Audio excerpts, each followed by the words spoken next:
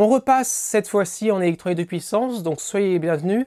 Toute la vidéo va tourner autour de ce petit montage-là. Il s'agit d'une alimentation découpage de petite puissance, faite maison. C'est un convertisseur secteur vers très basse tension continue. Donc c'est finalement quelque chose d'assez conventionnel puisque c'est techniquement le même genre de montage que vous allez retrouver à quelques détails près dans les petits adaptateurs de ce style qui servent habituellement à charger les téléphones portables ou les tablettes tactiles. Alors, il est pour l'instant monté pas proprement du tout parce que c'est une petite alimentation auxiliaire qui en fait pour moi va faire partie plus tard d'un projet de construction qui lui sera fini proprement, monté sur circuit imprimé puis mis en boîtier. Donc pour l'instant, même si c'est vrai que c'est pas safe, je préfère avoir l'assemblage comme ceci. Alors, il s'agit bien sûr d'une alimentation qui exploite directement la tension du secteur et donc on a des risques électriques. Il ne faut pas se rater sur la fabrication, c'est pas autorisé, sinon ça peut rendre carrément une alimentation mortelle. Imaginez par exemple une fuite anormale du secteur vers la très basse tension, c'est très dangereux. Et donc ce type de bricolage-là, évidemment, n'est pas réservé aux personnes qui débutent. On va donc ici parler un petit peu du dimensionnement d'un montage de ce style-là, c'est-à-dire comment on choisit les composants. On va aussi parler beaucoup du bobinage de la bobine couplée que vous avez au milieu, que j'ai fait à la main, hein, le fameux transformateur entre guillemets. On va aussi faire des essais donc au multimètre et à l'oscilloscope pour observer certains comportements particuliers du montage dans certaines conditions. Et on fera aussi pas mal de remarques techniques diverses un petit peu sur toute l'affaire. Alors quand on veut construire une alimentation, les premières questions qu'on se pose, c'est de quoi on a besoin finalement. C'est-à-dire, quelle va être ma source de tension de départ, ici pour moi ce sera le secteur, de quoi j'ai besoin en sortie, une seule tension, plusieurs tensions, quelle valeur de tension, quel courant je voudrais pouvoir appeler sur chacune des différentes sorties, et tout ceci va nous donner une notion de puissance globale finalement que l'alimentation devra être capable de débiter. Alors, compte tenu de ce choix de puissance et aussi d'autres caractéristiques, on va pouvoir ensuite aller choisir une topologie d'alimentation. Alors ici, sachant que ma source c'est le secteur, que je veux du continu en sortie et que j'ai besoin d'avoir une isolation galvanique et aussi que la puissance est très faible, c'est-à-dire à peu près 5 watts, eh bien la réponse est très vite trouvée, c'est le convertisseur à topologie flyback qui s'impose. Une fois qu'on a choisi la topologie de son alimentation, on peut aller chercher sur internet un document, alors qui sera très souvent en anglais, nous permettant de dimensionner correctement son alimentation. Alors c'est ce que j'ai fait ici, j'ai été chercher sur internet un guide nous permettant de dimensionner un convertisseur flyback. Alors on va prendre celui-ci en exemple, mais sachez qu'il y a plein de marques différentes qui existent. J'aime bien celui-ci puisqu'il est assez clair, on comprend plutôt assez facilement. Alors, ce document va nous servir en fait à dimensionner un petit peu tout ce qui va autour de l'alimentation. C'est-à-dire que ça va nous donner notamment les calculs permettant de déterminer quelles contraintes subissent les différents composants. Ça va par exemple nous indiquer quelle tension inverse doit supporter, donc en mode bloqué, le transistor de découpage. Ça va nous donner aussi les tensions inverses supportées par les diodes de redressement que nous avons sur les secondaires, le courant RMS qui passe dans le transistor, le courant RMS qui passe dans les diodes ou le courant moyen, le courant RMS qui circule dans les condensateurs en sortie, et toutes ces données vont nous permettre de choisir dans le commerce des composants adéquats qui vont pouvoir résister sans problème à ces contraintes afin d'assurer la durée de vie la plus longue possible à son alimentation. C'est aussi ce qui va nous donner les caractéristiques nécessaires pour savoir bobiner le transformateur, enfin la bobine couplée plutôt, c'est le terme le plus juste. C'est-à-dire que ça va nous donner par exemple le nombre de spires à bobiner au primaire. Ça va aussi nous permettre de calculer le nombre de spires qu'on a sur chaque secondaire pour obtenir les tensions de sortie que l'on veut. Alors, on ne va pas rentrer dans les détails de ce document-là, qui est bourré de formules de calcul et d'explications, parce que c'est pas intéressant de vous dire en vidéo, voilà, j'ai appliqué telle formule, j'ai obtenu tel résultat, et puis ensuite j'ai appliqué l'autre, j'ai obtenu tel résultat. Non, en plus, les résultats dépendent de chaque design, donc c'est vraiment pas intéressant d'en parler. Vous irez le consulter si vous avez une alimentation à faire, par exemple. Ce dont on va par contre parler longuement, c'est du bobinage de la bobine couplée qui est au milieu, puisque d'une part, c'est un aspect extrêmement important pour avoir une alimentation qui fonctionne correctement, et c'est pas très documenté sur internet, on voit pas beaucoup d'exemples concrets, donc c'est l'occasion d'en montrer un. Et aussi, il faut que ce soit fait de manière tout à fait correcte pour ne pas risquer par exemple qu'il y ait une fuite du secteur vers la très basse tension. Description rapide des éléments constituant le montage. Donc on a le secteur qui arrive par ici, qui passe immédiatement par des fusibles de protection en cas de surintensité. Ensuite on passe un filtre passe-bas que j'ai pas fait moi-même, ça me faisait gagner du temps, donc chargé de bloquer les composantes haute fréquence. On passe après un redresseur, puis un condensateur de filtrage, au bord duquel on va obtenir 325 volts continu. Cette tension continue va être découpée en fines impulsions par le transistor de HH que vous avez là, et ces impulsions vont être injectées dans le primaire de la bobine couplée qu'on trouve ici. Là, c'est le circuit intégré de contrôle-gestion de l'alimentation qui est chargé notamment de commander le transistor. Et tout ce qu'on vient de citer jusqu'ici se trouve dans le côté hot, dans lequel le secteur se trouve plus ou moins. Si on s'intéresse au côté cold, on va y trouver des diodes Schottky de redressement de puissance en sortie de bobinage, plus des condensateurs de filtrage au bord desquels on va obtenir nos fameuses sorties continues. Et on a aussi en gros un système d'asservissement, c'est-à-dire un pont diviseur de tension qui capte les tensions de sortie, plus un TL431, plus un optocoupleur qui ramène l'information du côté où se trouve le contrôleur. Juste avant d'aller plus loin sur la conception, on va déjà montrer que l'alimentation fonctionne. Donc je vais l'alimenter pour ça par sécurité avec mon transformateur d'isolement, réglé pour fournir 230 volts. Donc je vais mettre sous tension, voilà, démarrage, et l'alimentation fonctionne. Alors les seules charges qu'on a pour le moment, c'est les petites LED témoins et surtout la lampe ici, qui consomme 4 watts, alors que l'alimentation est prévue pour 5 watts. Donc elle est fortement chargée, on peut dire. Donc on va mesurer la première sortie qui est censée délivrer 5 volts. Voilà, 5 volts continu. Ensuite, nous avons une sortie 12 volts qui alimente notamment la lampe. Voilà. Et j'ai prévu également une sortie négative que l'on retrouve ici, puisque je pense que plus tard, il risque d'y avoir fortement un amplificateur opérationnel dans le circuit et il est bon bien sûr de prévoir le roulement à l'avance pour pouvoir fournir la tension négative en question. Donc ça fonctionne. On va parler du bobinage de l'élément inductif maintenant. Alors, dans ce document, les calculs qui vont nous permettre de déterminer les caractéristiques du bobinage ne vont pas nous donner tellement au niveau du primaire un certain nombre de spires bobinés, ils vont surtout nous donner une certaine valeur d'inductance magnétisante à avoir au niveau du primaire. Et c'est assez cohérent finalement puisque nous sommes sur un convertisseur flyback. Dans le convertisseur flyback, on stocke de l'énergie au niveau du primaire, dans un premier temps, et puis après on la redistribue dans un second temps au secondaire, si vous étudiez le fonctionnement.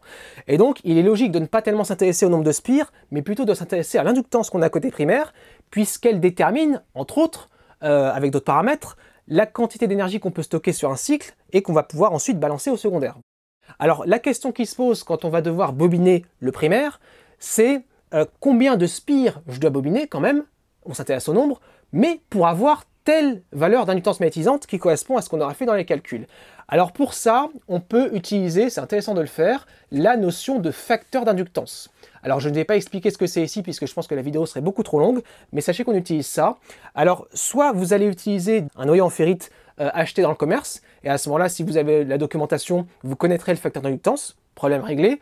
Soit vous allez, comme moi ici, utiliser des ferrites de récupération, et à ce moment-là, il faudra déterminer soi-même, avant de faire le bobinage, quel est le facteur d'inductance, idéalement, pour pouvoir faire un bobinage plus simplement. Alors pour déterminer ça, il faut avoir de quoi mesurer des inductances, et c'est là justement qu'intervient mon fameux mesureur RLC, et pas que pour ça dans cette affaire.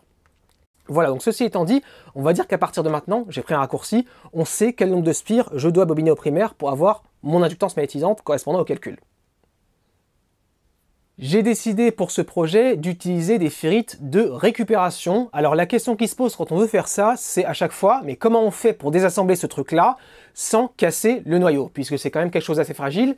Et le problème, c'est que très souvent, ça a été imprégné dans un vernis particulier qui maintient tout assemblé et qui fait que c'est très difficile de démonter ça sans tout casser. Alors la meilleure méthode que j'ai trouvée à ce jour pour faire ça, c'est de chauffer l'ensemble avec un décapeur thermique, si possible un modèle qui soit réglable en température. 180 degrés, je pense que c'est un grand maximum à ne pas dépasser pour ne pas risquer d'endommager les structures en plastique et c'est suffisant pour par contre dégrader le vernis d'assemblage. Alors on chauffe, il faut chauffer de manière uniforme jusqu'à ce que la chaleur atteigne le cœur. Et puis ensuite on peut essayer de désassembler délicatement les deux morceaux de ferrite et normalement ça va à tous les coups. Ensuite il n'y a plus qu'à débobiner les anciens adhésifs et les anciennes spires et puis à gratter les restes de vernis de manière à avoir un noyau de nouveau prêt à être rebobiné. Passons à présent au bobinage. Comme on est ici sur un convertisseur flyback, il est très important d'obtenir le meilleur couplage possible entre les enroulements. Autrement dit, faire en sorte que les inductances de fuite soient les plus faibles possibles. Parce que dans un tel montage, à chaque cycle de fonctionnement, les inductances de fuite vont stocker des petits paquets d'énergie qui ne vont pas pouvoir être réutilisés à part si on complique fortement le montage éventuellement, ils vont être perdus bien souvent dans un snubber et ça participe bien évidemment à la baisse de rendement. Et si on ne veut pas que cette baisse soit trop significative, on a intérêt à faire en sorte que les inductances de fuite soient les plus faibles possibles. Et pour ça, on va employer une stratégie particulière de bobinage, dans le cas présent, qui s'appelle le bobinage dit en sandwich. C'est-à-dire que, au lieu de bobiner simplement la totalité du primaire et puis ensuite le secondaire, on va d'abord bobiner une première moitié de primaire, donc la moitié du nombre de spires requises, ensuite bobiner les secondaires de puissance, et puis pour terminer, la deuxième moitié du primaire. Et en faisant ça, on augmente, si vous voulez, la surface de vis-à-vis entre les enroulements primaires et secondaires, ou la surface de contact, si vous voulez, et ça va naturellement améliorer le couplage et faire baisser les fuites. Voyons maintenant comment est fait le bobinage de manière détaillée qui doit assurer à la fois une isolation parfaite entre le primaire et le secondaire et en même temps un bon couplage. Alors au niveau de la fenêtre de bobinage, j'ai commencé par bobiner de chaque côté 2 bandes de marge, donc ça forme quelque sorte des délimiteurs qui laissent un creux dans lequel on va venir bobiner la première moitié du primaire. On verra après que ces bandes de marge ont un rôle à jouer dans l'isolation électrique. Donc on essaye de faire des spires jointifs qui soient le plus propres possible afin de ne pas perdre d'espace notamment. Donc ici le demi-primaire est fait. Ensuite, par-dessus ce demi-primaire, je vais accueillir mes secondaires de puissance qui doivent rester parfaitement isolés par rapport au primaire. Et c'est là qu'intervient le mylar isolant. Donc je bobine 3 couches de mylar isolant par-dessus le demi-primaire pour avoir la fameuse triple isolation qui est souvent mentionnée dans les documentations. Alors remarquez une chose, c'est que le mylar isolant fait pile la largeur de la fenêtre, donc il couvre à la fois le bobinage bien sûr et également la totalité des 2 bandes de marge. Ensuite, je vais devoir bobiner donc avant le secondaire 2 bandes de marge de chaque côté de nouveau, pareil, délimitation. Et ensuite, je viens bobiner mes enroulements secondaires de puissance. Et à partir de là, on comprend déjà l'intérêt des margin tape. Donc les margin tape permettent en fait de faire en sorte qu'il y ait la bonne distance de sécurité entre les enroulements du primaire et du secondaire. Parce que si vous regardez une vue en coupe, vous vous rendez compte que la combinaison de bandes de marge plus mylar tape fait qu'il y a minimum ici 6 mm de distance entre les enroulements du côté hot et les enroulements du côté cold. Pour bien comprendre l'intérêt des bandes de marge, imaginez qu'on n'en mette pas et qu'on bobine directement le fil sur toute la largeur de la fenêtre. Eh bien, nous ne sommes pas sûrs, par exemple, que le mylar va faire une jonction parfaite avec la fenêtre en plastique. Il pourrait y avoir, par exemple, un petit espace de vide, et à ce moment-là, il pourrait y avoir un vis-à-vis entre les spires du côté hot et les spires du côté cold. Et bien évidemment, même si elles ne se touchent pas, que ça ne fait pas de contact, ça n'est pas du tout correct au niveau de distance d'isolement nécessaire. Notez aussi que pour des questions d'isolation, toutes les entrées de fil dans le bobinage sont faites en passant par une petite gaine spéciale en plastique. Donc il y a une gaine qui occupe la longueur de fil entre le picot du support et le début réel du bobinage. Encore autre chose au niveau de l'isolation, parce que c'est un sujet extrêmement important pour ne pas se tuer avec une alimentation, il va y avoir entre les 2 demi-primaires une spire qui fait la liaison entre les 2 morceaux de primaire. Ça paraît logique. Sauf que cette spire-là, elle passe forcément à côté des secondaires de puissance. Et là, il faut faire attention pour l'isolation. Alors, soit il fallait prévoir le coup et passer à l'avance une petite gaine en plastique pour que le passage à côté des secondaires se fasse alors que le fil de liaison est entouré d'une gaine isolante. Soit on se rattrape, comme je l'ai fait après coup ici, puisque je n'avais pas prévu, c'est-à-dire qu'on rajoute du mylar à côté, voilà, au niveau de la spire qui fait la liaison, pour être sûr qu'elle soit parfaitement isolée des secondaires.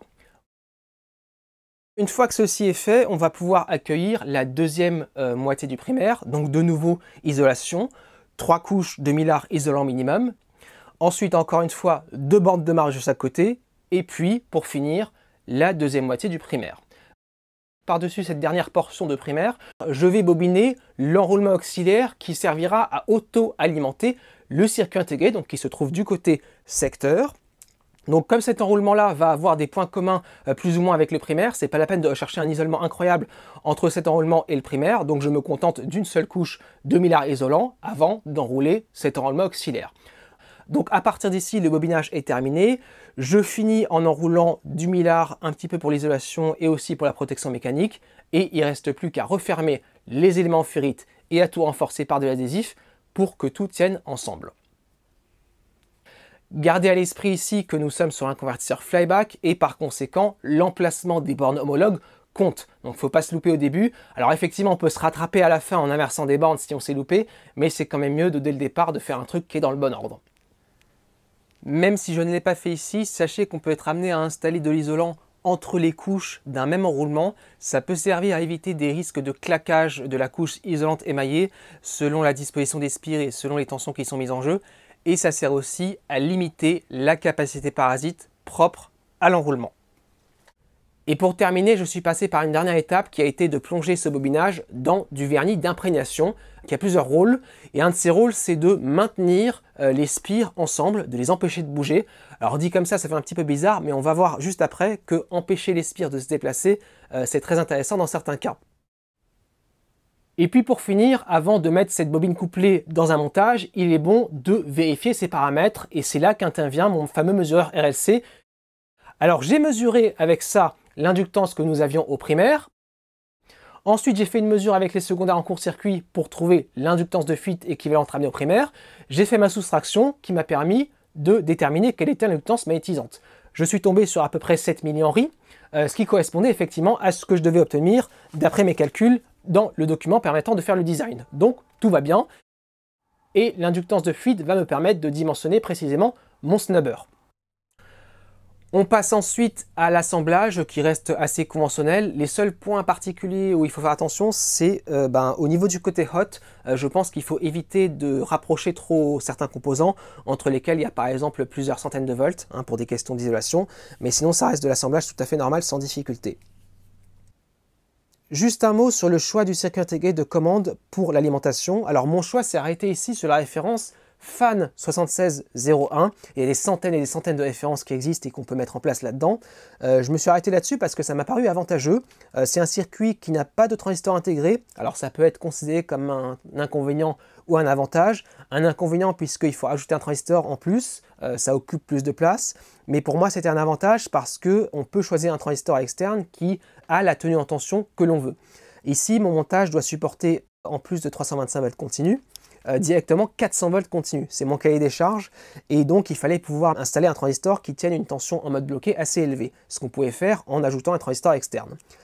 Ensuite, on a la possibilité dessus de régler la fréquence de découpage précisément. On peut aussi choisir la limitation en courant de protection. Il a une fonction HV Startup qui fait qu'on ne perd pas d'énergie dans le circuit de démarrage. C'est très intéressant en particulier pour une alimentation d'aussi faible puissance. Et enfin, il a une fonction Burst Mode ou Pulse Skipping. Alors personnellement, quand je manipule de l'électronique de puissance, en particulier ces effets de maison, j'ai toujours au minimum les lunettes, voire en plus un casque anti-bruit au cas où il y a un composant qui explose.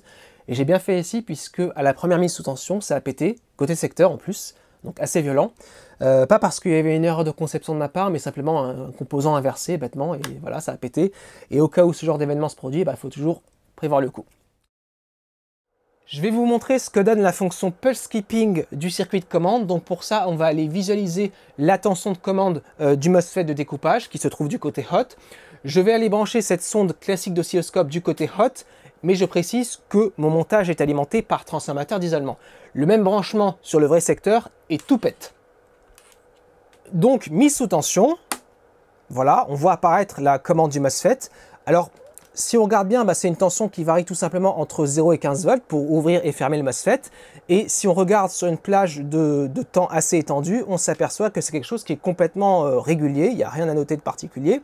Et la fréquence de découpage est donc, comme indiqué ici, de 76 kHz. Ça correspond au réglage qu'on avait fait avec les composants au niveau du FAN 7601. Alors ça, c'est la commande normale à fréquence constante quand le montage est chargé normalement. Donc là, on a la lampe de 4 watts, alors que l'alimentation est prévue pour 5. L'alimentation est donc assez fortement chargée. Regardez maintenant ce qui se passe si j'éteins la lampe. Donc là, il ne reste plus que les petites LED témoins qui consomment. Donc ça doit faire peut-être même pas 3% de charge. Et la commande du MOSFET a complètement changé. Il faut changer la base de temps pour voir ce qui se passe. Donc voilà ce qu'il y a. Vous apercevez en fait qu'il n'y a plus que des petits paquets d'impulsions, des sortes de trains d'impulsion qui sont envoyés de temps en temps, avec des grands espaces vides sans commutation. Alors c'est en fait une commande où, si on compare par rapport à tout à l'heure, il va y avoir beaucoup moins de commutation à unité de temps identique. Ça va avoir pour effet de faire baisser toutes les pertes qui sont liées à la fréquence de fonctionnement.